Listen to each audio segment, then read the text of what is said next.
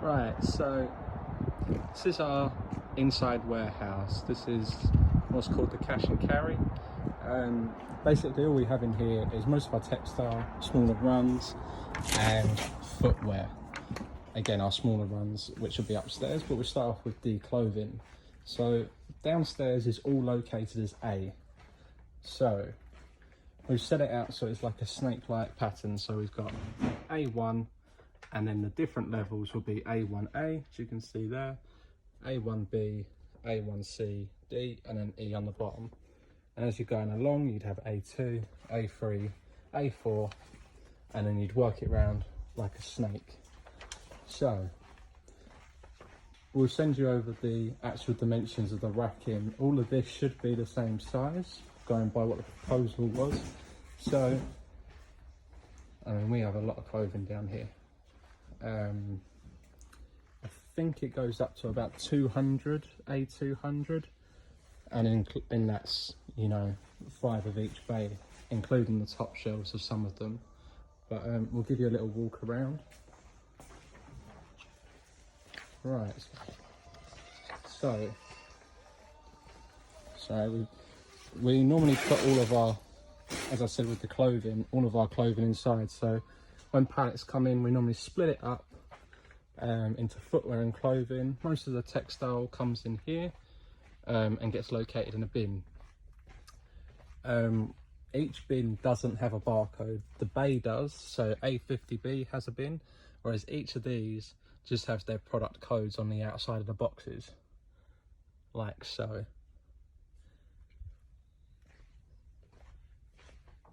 So I mean, this basically wraps round, and then we go back down here.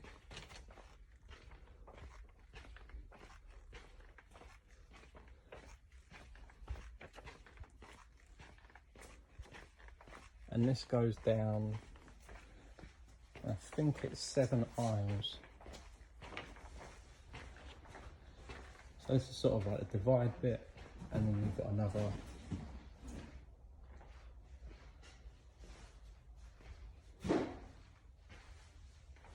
all of that down there.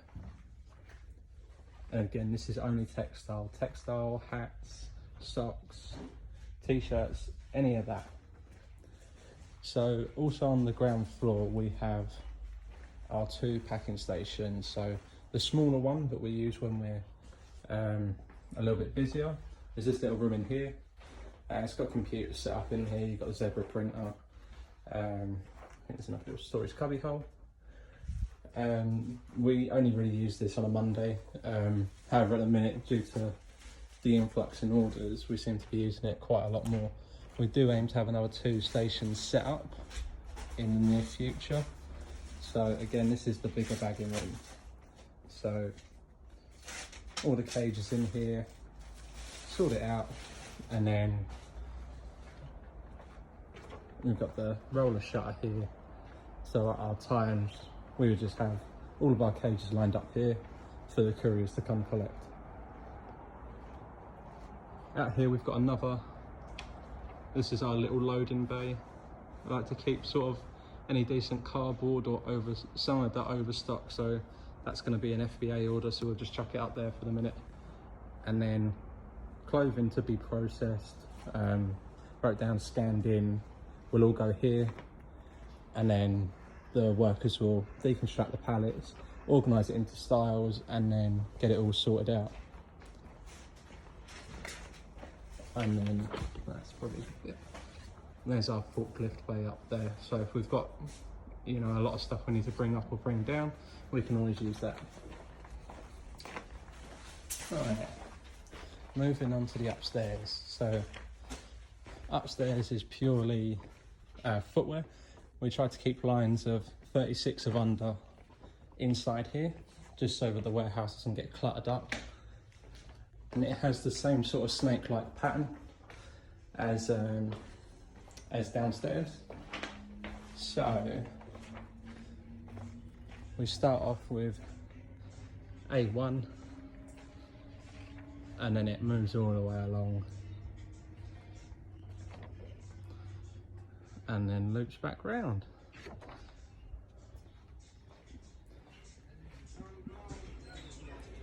we go down our walkways. This side on the right is actually deeper bays than the rest of them. So we do tend to put our bigger shoes sort of on these, just so that we don't, we're actually utilising the space, because some brands, different size boxes, or if there's bulk, we'll triple back them. We traditionally only do 2 back, just for the convenience of it. But if there's bulk of a line and we need space to put it, then we do sometimes go triple back. But you know, boxes like this, difficult to fit on one shelf, but perfect for these sort of shelves. Up here we have 124 bays, so most of these are fairly well filled up. We do struggle with optimizing the space up here, because it's difficult to know, you know, we've got so many lines of trainers, so much stock up here. It's really difficult to be able to condense it and make it still pickable at the same time, to make it actually worthwhile with the space. So again, we've got the floor plans for these up here, and in this section here, which on the plans this is actually blocked out, there's no rack in here. We use this as our StockX bench, so anything that we take off eBay and Amazon that we want to sell as a bespoke product, that we can sell on StockX, we just fill it up on these bays here, and don't actually put any active eBay or Amazon stock on. StockX is controlled separately, and it's a manual process. There's no integration we can do for StockX, so we just like to keep that bit there separate, just for that. So what else have we got up here? We've got the last bit of racking, which is here, and then inside there is our office.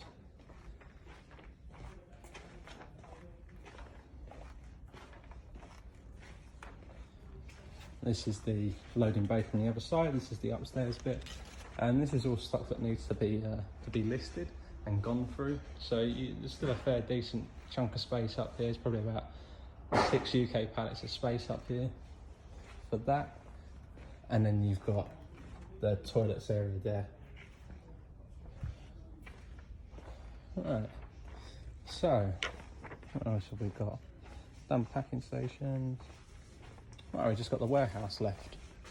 So we share a warehouse with another part of the company, so a large amount of the stock in this next warehouse isn't actually ours. We only have, I think it's five rows of storage space down here at the minute, but as we're constantly expanding, our company's clearing out the space for us to be able to move into, so we will be creating more and more locations as we're going through. We tend to use the warehouse is pure bulk. We've let it go the past couple of months, which we're going through rectifying now, bit by bit, to try and sort it out. Realistically, lines of 50 or over should be out here. Shouldn't have any smaller stock in here, but again, just for the lack of space inside for a little bit, it was quite difficult to be able to get everything in. So that's sort of the layout of the warehouse. We've got the bottom shelf, which is just 2 pallets put on the floor. We're going to get some wooden sheets along the bottom here just to make it a little bit easier and break it up a little bit. Then we've got a style of trainer there, and another one there. Next one up, next one up. 2 pallets above it is purely overstock. So we try to do it so there's no actual pickable stock on the top levels. So that one there, 3021588 is the overstock for this trainer here. And at least then when the shelf starts getting a little bit empty, pull the pallet down, restock the size you're selling, and then carry on. There's 120 locations to each aisle. So it's mapped out as the bottom one. So this is row Z. So this is the second bay here. So this bottom one would be Z2A, the top one would be Z2B, and then the one next to it, Z3, top bit would be B, anything below it would be A. And the same process goes above, so the next one up is 17, and that would be 17A, and the one above that would be 17B.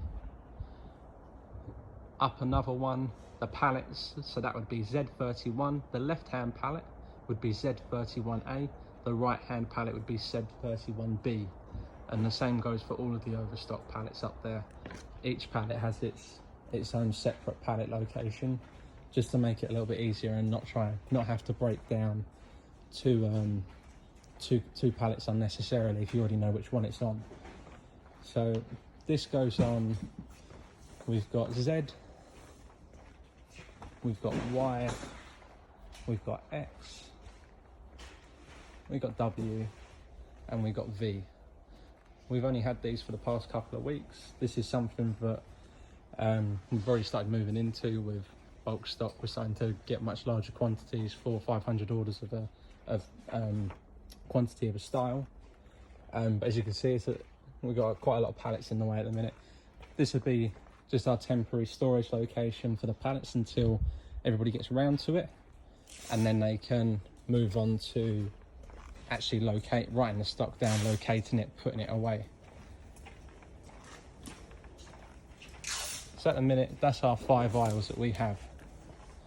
We do, if I show you where the rest of the warehouse now, but I mean, it's Z2A, there's 26 aisles, and I think there's another small mezzanine flooring.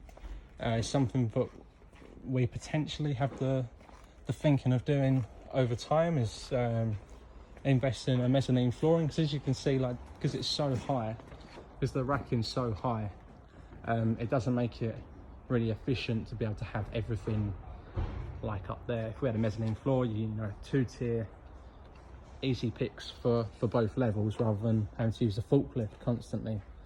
So this is the rest of the company's warehouse. So I mean, there's a lot of room here to grow into, a lot of room. So it's something we want to think about when we're setting it all up. We want to make sure we're setting ourselves up for the expansion as well, because obviously this is only half of it. That goes on for another half and connects to the building. So yeah, plenty of room. When it comes down to writing stock, as I mentioned before, the location upstairs B is for footwear. When the pallets come in, we get pack sheets on them with the quantities.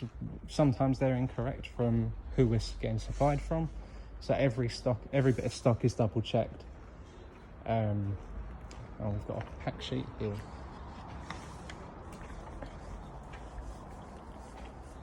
So this is how our pack sheet would look, like that. So there's the style, name of the product, and then the size that run that's on this pallet here. It's another little desk warehouse space out here. Again, we would ideally want to expand two more warehouse bays out, bagging stations outside, just because of the sheer volume that we're doing outside in the warehouse at the minute, making it more efficient, and not have to use our Royal Mail cages to lug the stock back and forward. It can just be picked and bagged out here, placed in the Yorks, off they go. All bulk stock is written down out here. All smaller runs are palletized, put inside. If it's small runs of textile, then that will be located and given to the worker working downstairs. Same with the footwear being upstairs, it just gets located upstairs. As I say, with the way we've got it set up at the minute, it's really difficult to gauge where the space is to be able to move the quantity inside. It's something that really we need. Part of the system is able to help us figure out where the space is. So at the minute, it's very much a manual job, going through seeing the space on the shelf, relocating bits and bobs. Be handy if the data was there saying, oh look, there's only 10 of that shoe there, and sort of filter it through there. And the same goes for the clothing. I mean, we do have a lot of clothing, but as you can see here, it's, you know, there's supposedly 2 styles to that box, and it's half empty. You know, plenty of it, loads of boxes like this. And then we do even have stuff that's just, you know, I mean look at that, one product in it, all that space, one product all the way along.